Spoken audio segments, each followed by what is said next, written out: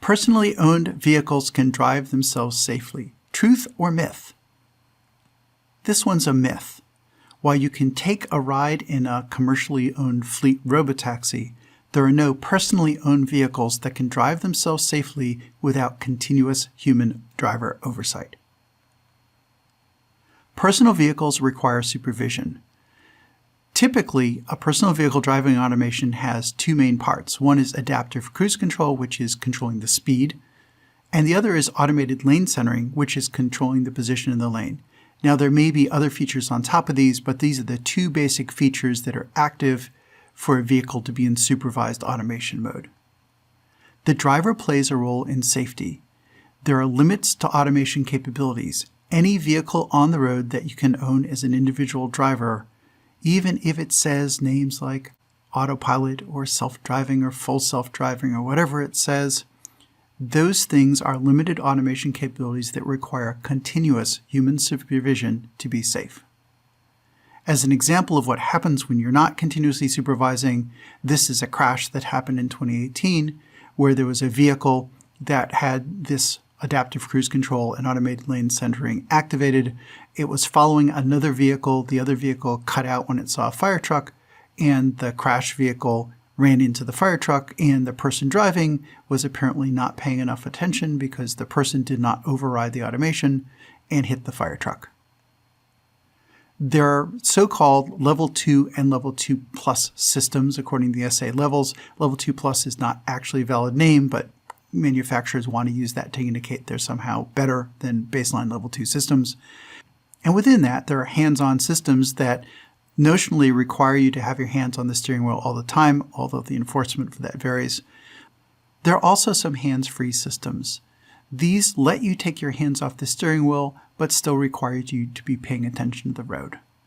All these systems require continuous driver attention to make up for shortcomings in the system design. For example, if it can't see fire trucks, it's the driver's responsibility to notice there's a fire truck in the way and take control of the vehicle to maneuver around it. We're also seeing the introduction of so-called level 3 systems. Now, in theory, those are supposed to be ones where you can take your eyes off the road and stop paying attention to the road until the vehicle tells you to pay attention.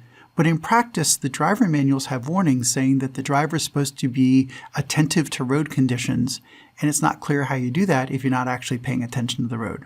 So as far as we know today, all these level 2 plus, level 3 systems all fall into the bin of supervised automation. The automation drives the vehicle down the road. It does steering, it does speed control. It has varying abilities to deal with other things that might happen. But in the final analysis, all of them require the driver to pay continuous attention to what's going on the road for safety. Now, what can go wrong? Well, things can go very wrong. We've known for decades there's a thing called automation complacency. The cycle is that drivers overtrust the automation. People are very quick to trust. A few minutes of driving, a few hours of driving, you say, this thing's really good. I'm going to trust it. And once you do that, it's very hard to keep your attention focused on the road. This is just how human beings are wired. Our attention is going to wander, and there's a huge temptation to stop monitoring, to engage in other tasks, to keep your mind occupied. Very, very difficult to remain focused on the road. What happens? Well, bad things can happen very quickly. This is an image from a vehicle in a fatal crash in Delray Beach in 2019. And in this fatal crash, you can see that there was a tractor trailer, and what happened was the car underran the tractor trailer, killing the driver.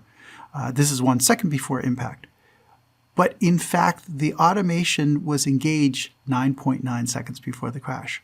So less than 10 seconds before the crash, the human driver was still in charge of the vehicle. It only took 10 seconds between the time the automation engaged and the fatality occurred. That's not a lot of time. So if you take your eyes off the road for even 10 seconds, you could end up dead. There was no human steering for 7.7 seconds. So it's very clear that the time between the person was driving and the time the fatality happened was extremely short. So people who think, I'll look up every 15 seconds or every minute to check in on it, are going to miss this kind of fatal situation.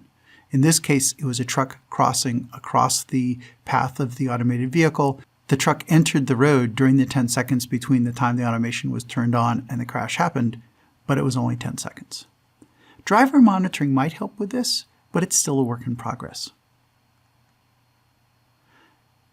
The Insurance Institute for Highway Safety recently evaluated 14 supervised automation systems, and they found out that only one was acceptable. The Lexus system was rated as acceptable overall, and the rest of them were marginal. There were 2 marginals, and the rest all failed.